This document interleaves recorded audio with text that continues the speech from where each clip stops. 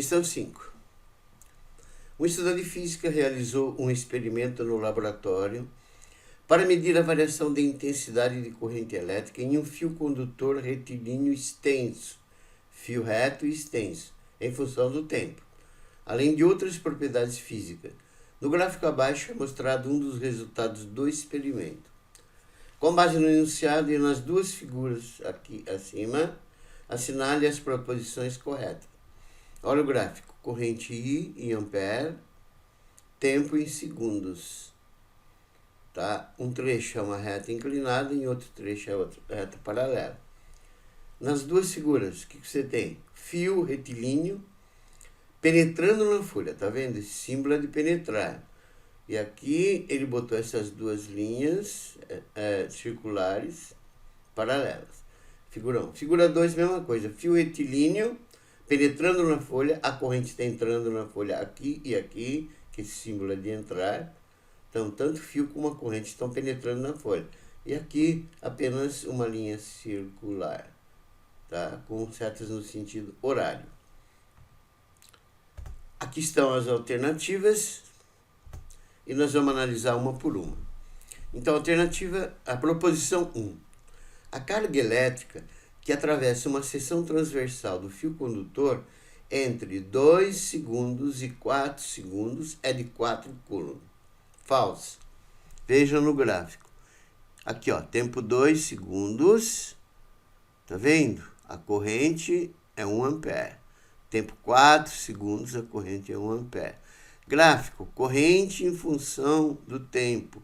Em todo gráfico, corrente em função do tempo, ele pedia a carga é numericamente igual à área entre esses dois pontos. E a área compreendida entre esses dois pontos, 2 segundos e 4 segundos, e a reta representativa, tá vendo aqui, ó, é a área de um retângulo. E a área de um retângulo pode ser base vezes altura. A base é 2, tá vendo? E a altura é 1. Vai dar 2 vezes 1, 2 coulombs. Ou ainda, jogando na fórmula, I, a corrente é carga por tempo, a corrente é constante, é 1 ampere, a carga você quer e o tempo é 4 menos 2, é o intervalo de tempo. Continua dando 2 coulombs, ele disse que é 4 coulombs, então essa é falsa. 2. A figura 1 representa corretamente as linhas do campo magnético B, produzidas pela corrente I, no instante t igual a 4 segundos. No instante t igual a 4 segundos é quando a corrente ainda é sempre a mesma e vale 1 ampere. Tá vendo aqui, ó? Então, veja bem, o que você tem?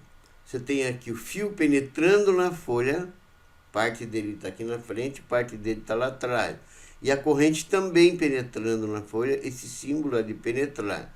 Então, para você descobrir a direção e o sentido das linhas de campo, no caso só o jeitão das linhas de campo, tá? Então, basta você usar a regra da mão direita. Você põe o polegar no sentido da corrente e fecha a mão como se você fosse pegar a corrente. Então, se você fizer isso, ó, coloca o polegar, regra da mão direita, polegar no sentido da corrente, fecha a mão no sentido de você pegar o fio com a mão. Faça isso, veja, quando você fecha a mão, a fechada da sua mão está nas linhas circulares no sentido horário. Portanto, essa afirmativa está correta. Se você tem alguma dúvida a respeito da regra da mão direita, vá lá em física e vestibular.com.br, eletricidade, eletromagnetismo, campo magnético. Então essa é correta. 4. Os fios se deslocam no fio condutor com velocidade próxima à da luz. Cuidado com essa informação aqui. Procure guardar ela, tá? Falsa. Os elétrons em um circuito no qual há uma corrente elétrica contínua, os elétrons que correspondem à corrente elétrica, eles movem-se com uma velocidade muito pequena. Essa velocidade é de aproximadamente 0,1 milímetros por segundo. Então, os elétrons da corrente elétrica, lá dentro do fio, se movem com uma velocidade muito pequena, tá? 0,1 milímetro por segundo aproximadamente. Entretanto, quando você liga o interruptor do circuito, o campo elétrico que provoca o movimento desses elétrons, ele surge instantaneamente em todo o fio, pois a velocidade de propagação do campo magnético é praticamente igual à velocidade da luz. Então, em um tempo muito curto, todos os elétrons que estão lá dentro do fio entram em movimento.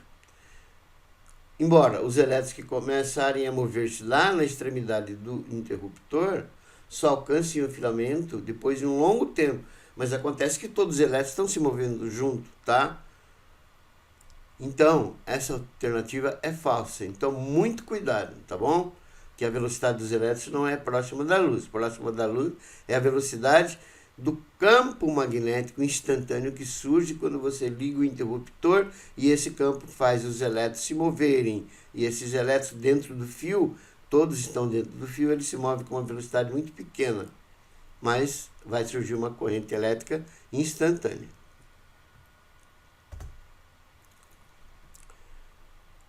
8. O número de elétrons que atravessa uma seção transversal do fio condutor entre 2 segundos e 6 segundos é de 2,5 vezes 10 elevado a 19 elétrons. Bom, uma corrente elétrica é um movimento ordenado de elétrons, tá? Ele quer entre 2 segundos e 5 segundos.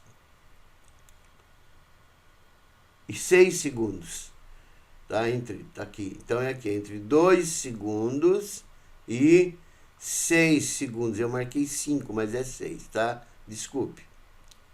Então, entre 2 segundos e 6 segundos, de novo, a área é de um retângulo, tá? Um retângulo. Base, 6 menos 2, que vai dar 4, vezes a altura, que é 1. Pode ver aqui, ó. Até no instante 6, a corrente elétrica é 1 ainda, tá?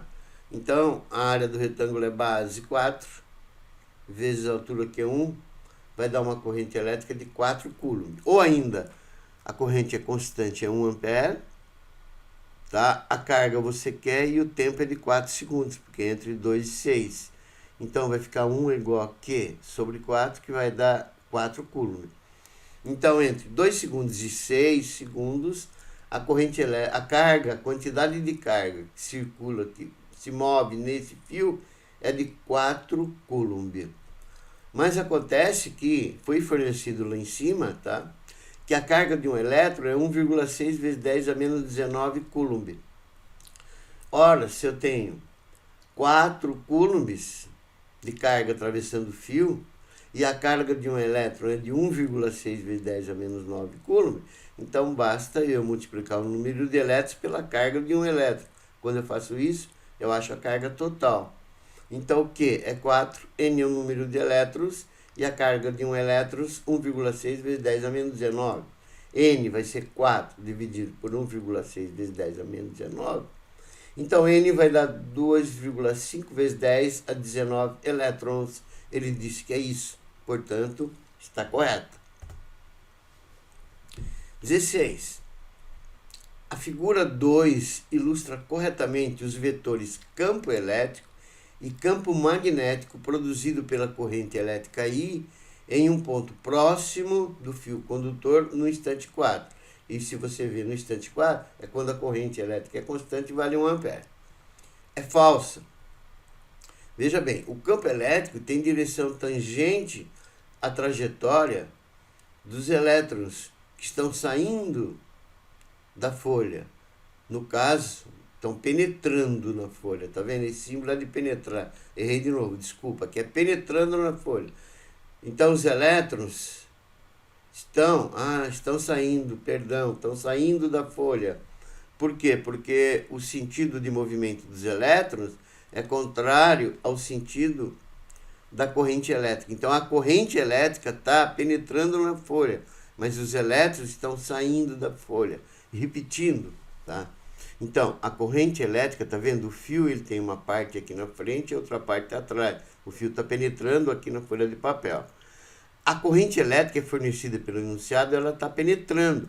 Mas acontece que o sentido convencional da corrente elétrica, que está penetrando aqui, é contrário ao do movimento dos elétrons. Então, os elétrons estão saindo da folha. E o campo elétrico é perpendicular ao plano da folha. Está penetrando nela. Então esse campo elétrico aqui está errado, tá? Ele está perpendicular ao plano da folha.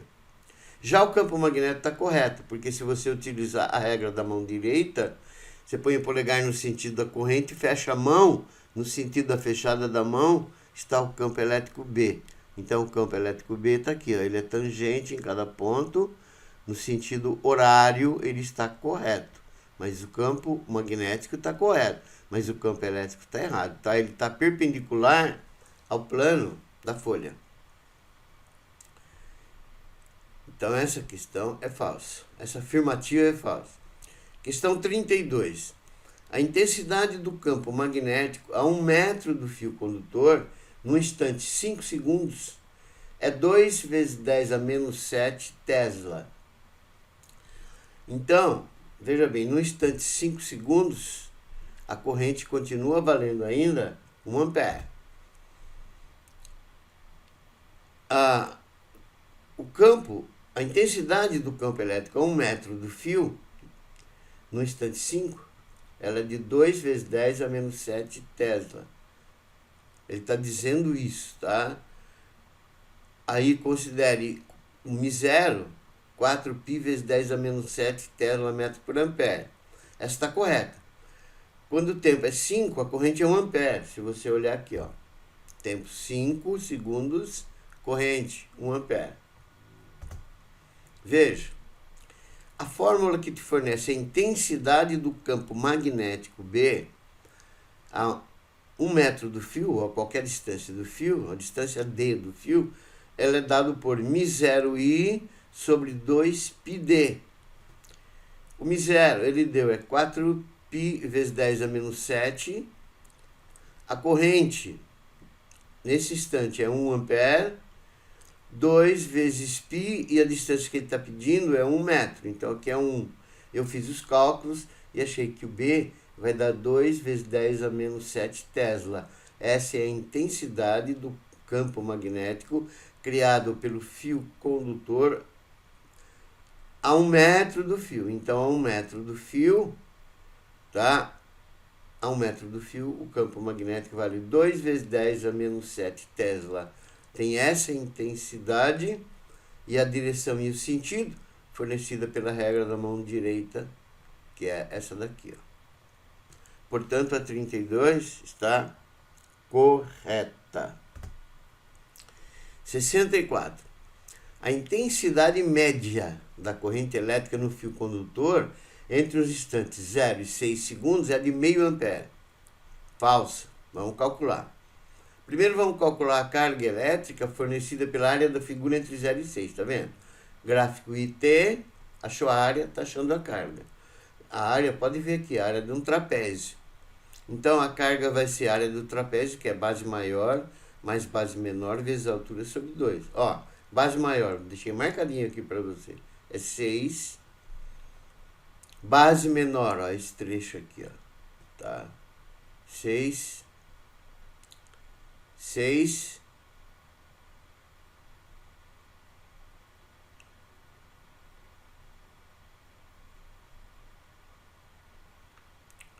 Base maior, 6. Base menor, esse trecho seria 6 menos 2, que vai dar 4, tá aqui, ó. Repetindo. Base maior, essa distância aqui, ó, do trapézio. 6 menos 0, que dá 6. A base menor é essa daqui, ó. Tá? Que é 6 menos 2, que vai dar 4, que tá aqui.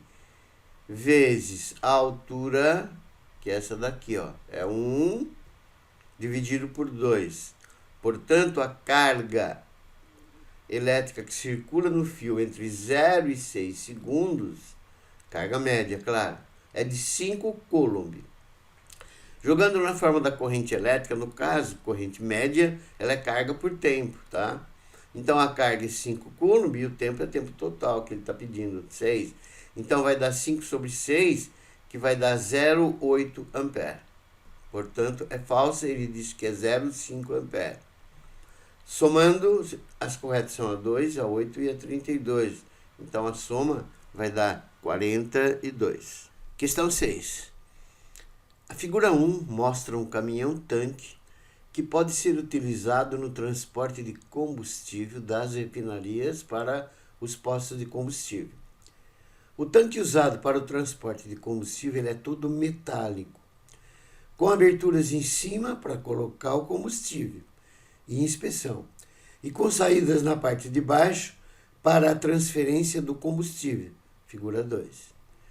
Então é todo metálico, está vendo aqui a figura 1, lá em cima tem a abertura para você colocar o combustível e para inspecionar, e aqui embaixo está a saída, está vendo?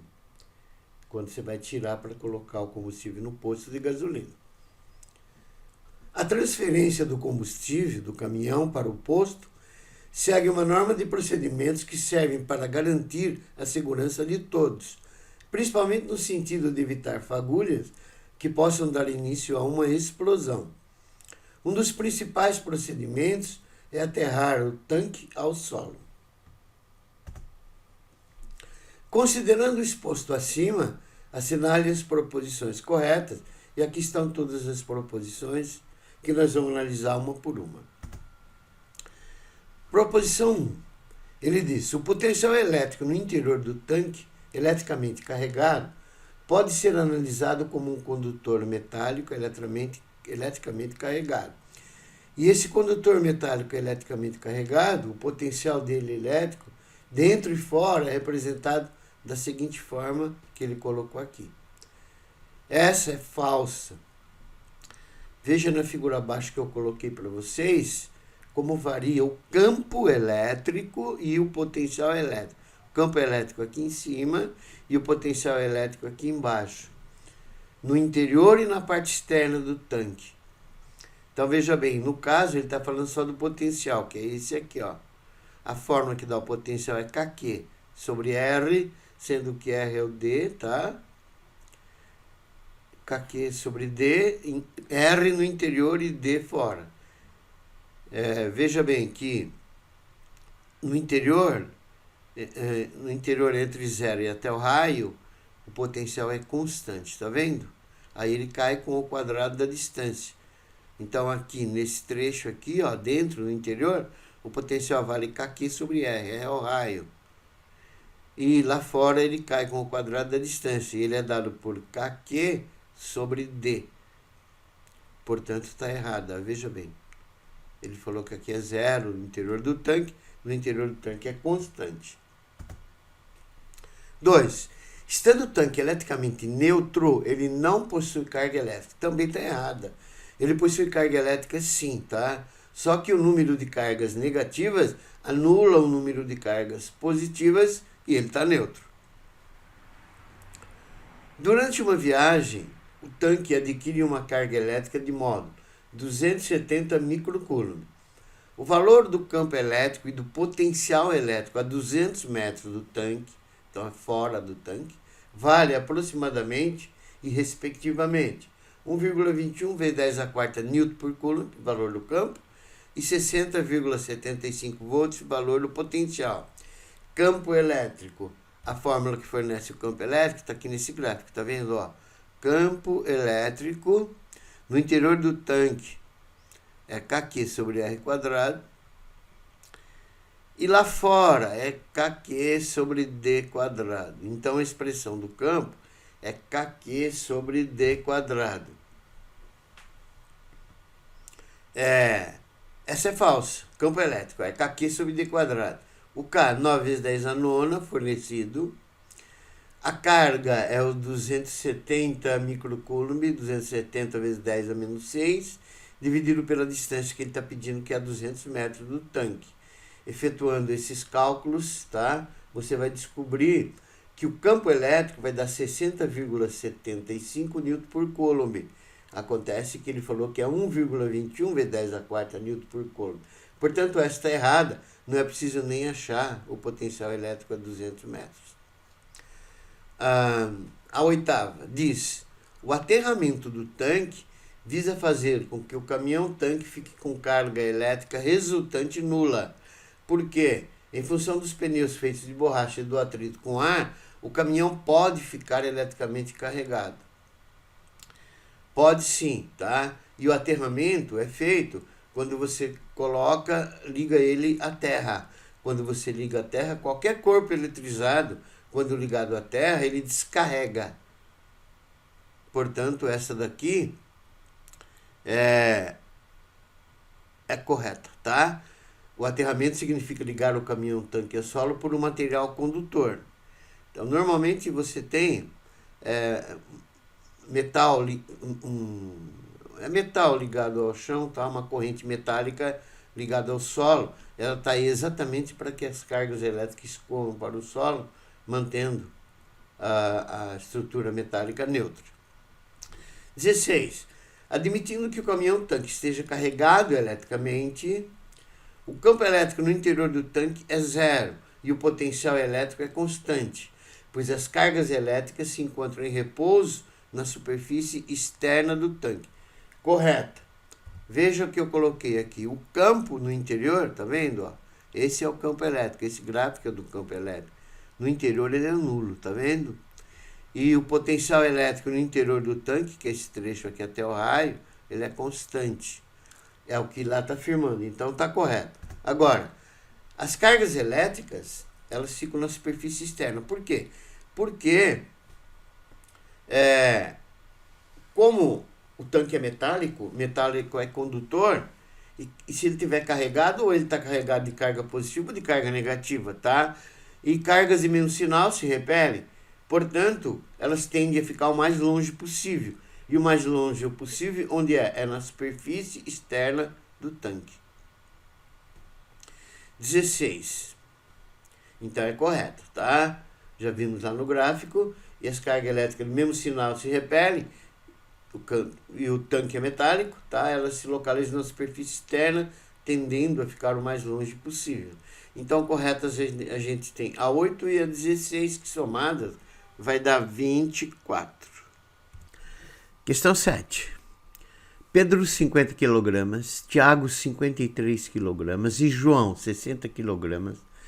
3 jovens que passam férias em uma praia de Floripa encontram uma prancha de surf, tamanho 6 pés 7 polegadas, largura do meio 18 polegadas, espessura 2 polegadas e 3/8 de polegadas e densidade 0,5005 gramas por centímetro cúbico.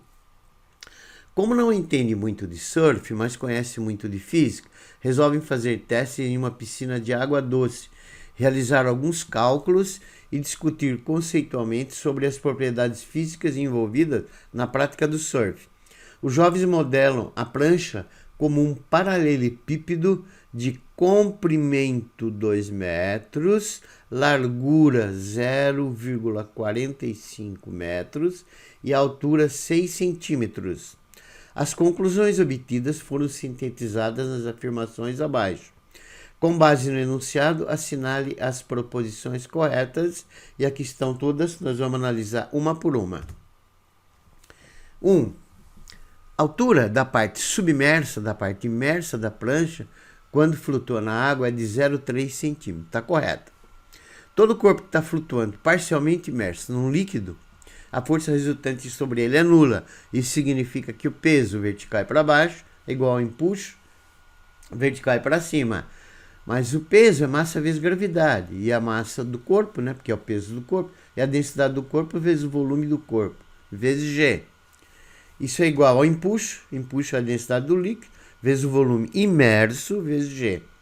Cancelando G, então você vai ter que a densidade do corpo sobre a densidade do líquido é o volume imerso sobre o volume do corpo, que é o volume total. Vamos calcular o volume do corpo. O volume do corpo é um lado vezes o outro, vezes o outro. Isso aqui eu passei para metros, tá? 6 centímetros, 0,06 metros. Então o volume do corpo vai dar 0,054 metro cúbico.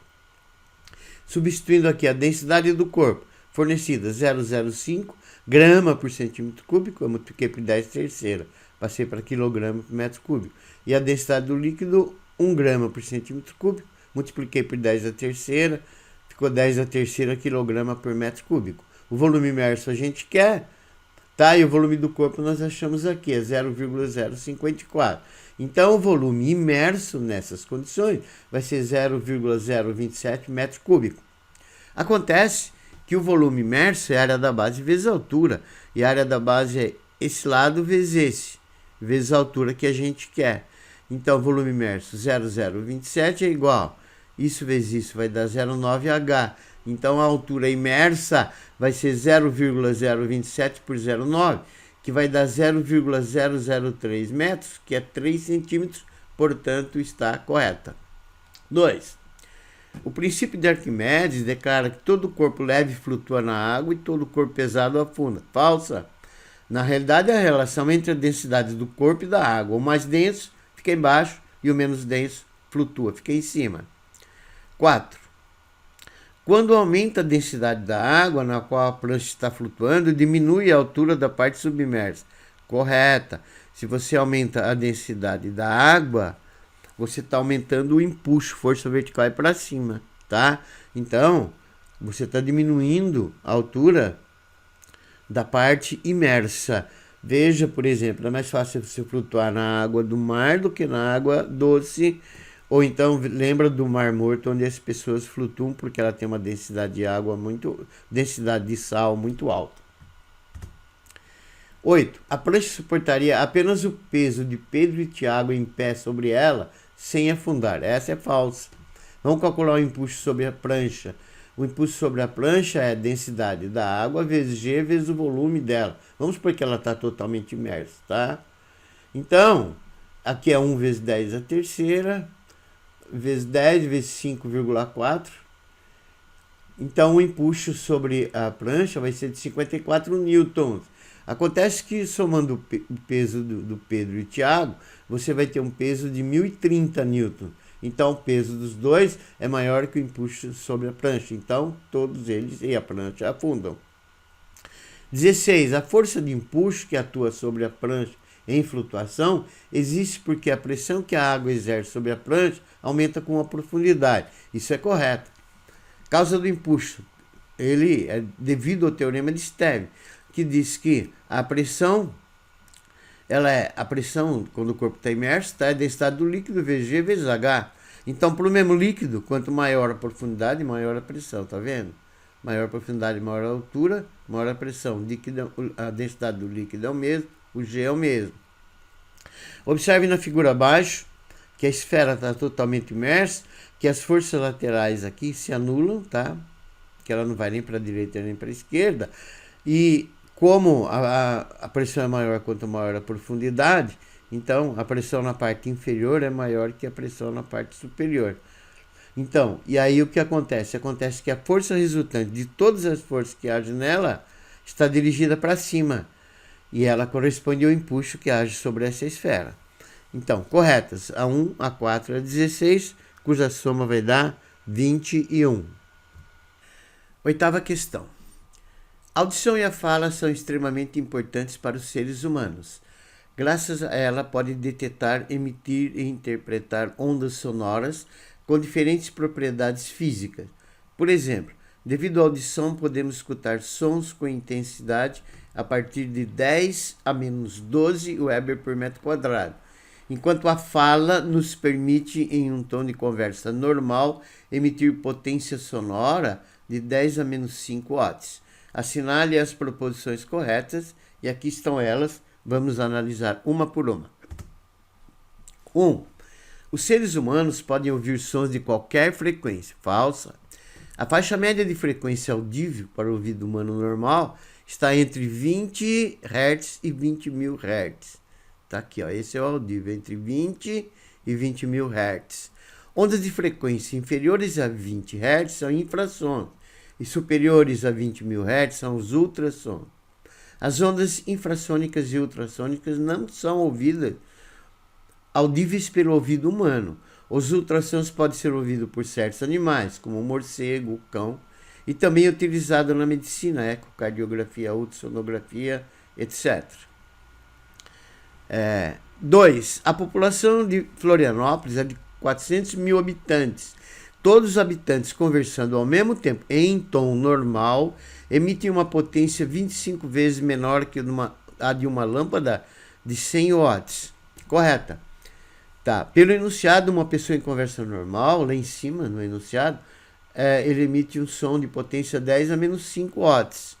Então, uma pessoa, 10 a menos 5. 400 mil pessoas, que é o caso do exercício, tá? Vai ser 400 vezes 10 à quinta, elas vão emitir 4 vezes 10 à quinta, né? 400 mil pessoas. 4 vezes 10 à quinta, esse número vezes a de uma pessoa, que vai dar 4 watts. Então, 400 mil pessoas em conversa normal vão produzir uma potência de 4 watts.